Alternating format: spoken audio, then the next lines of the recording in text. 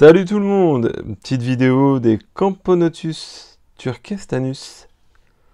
Il y a un petit moment que je vous avais pas montré, ça a bien évolué, ça s'est bien développé. Je vais vous montrer un petit peu les nouveautés. Espérons que vous puissiez les voir, parce que l'inconvénient de ces nids-là, je vous en avais déjà parlé, c'est qu'au moins on peut mettre de la fourmi, ça c'est un plus. Par contre, comme les salles sont profondes et pas très hautes, on n'a pas forcément une top visibilité. Là, vous voyez qu'elles m'ont quand même pas mal de collé de déchets, pardon, même si j'ai mis le cache, cache aimanté, qui est plutôt bien fait pour le coup. Elles m'ont collé quand même pas mal de déchets dans les salles. Mais ça évolue toujours. Vous pouvez voir que là, j'ai pas mal de larves, pas mal de couvains encore à venir.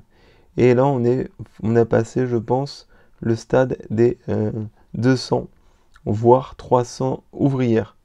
Et j'ai maintenant des majors de folie. Comme vous pouvez voir là. Là, c'est un major, mais qui est aussi gros que la gine. Même coloration. Je pensais peut-être en avoir des plus foncés, mais non, effectivement, ils sont vraiment très clairs, comme la gine que j'ai gardée en fait. Vous avez aussi des médias, on peut le voir, sont un petit peu différents. Où là, elles sont quand même encore plus claires, encore moins ce côté jaune. Et puis là, vous en avez encore, mais je sais pas si vous allez bien voir. Il me semble que la gine est là-bas. Je n'en suis pas sûr.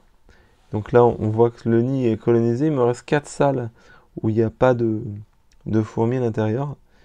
Mais effectivement, il y a du monde. Seul inconvénient, comme je vous le disais, sur ce nid, c'est que la visibilité, elle est vraiment pas géniale. On peut voir là dans les salles, mais il faut vraiment se mettre comme ça, reculer pour vraiment voir ce qui se passe à l'intérieur. Sinon, c'est un peu plus compliqué, dirons-nous. Et c'est vraiment une espèce magnifique, mais toujours quand même très timide. Il y a très peu d'interaction dans l'aire de chasse. Hormis la nuit, j'ai un peu plus de monde, mais je dois avoir grand max une vingtaine d'ouvrières. Bon, là, je les ai nourries pour la vidéo, pour me dire est-ce qu'il y aura un peu plus d'interaction. Et bah, pas forcément, puisque là, vous voyez, dans l'aire de chasse, j'ai quelques ouvrières, mais c'est pas non plus un recrutement de folie. Concernant donc la dalle, elle s'abîme, ce n'est pas comme dans l'autre nid, où là on était vraiment sur un développement bactérien. Là c'est juste des taches, mais on voit que la dalle, elle prend cher, donc je ne sais pas sur le long terme si elle tiendra la route. Contre le nid, pas de problème, comme dans l'autre. Lui, il tient bien la route. Ça, il n'y a pas de souci par rapport à ça. Mais la dalle, à mon avis, on en reparlera dans quelques temps.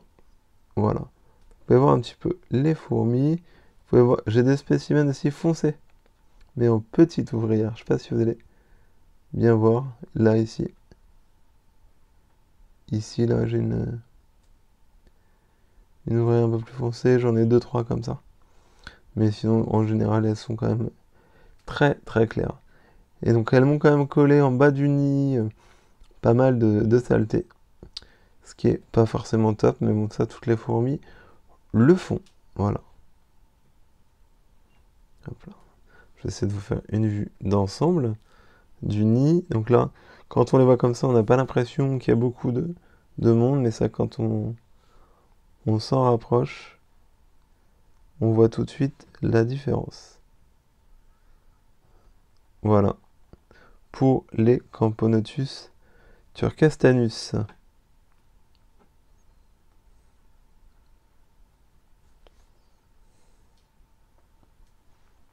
J'espère que la vidéo vous aura plu. Merci à tous. Une excellente journée et à bientôt.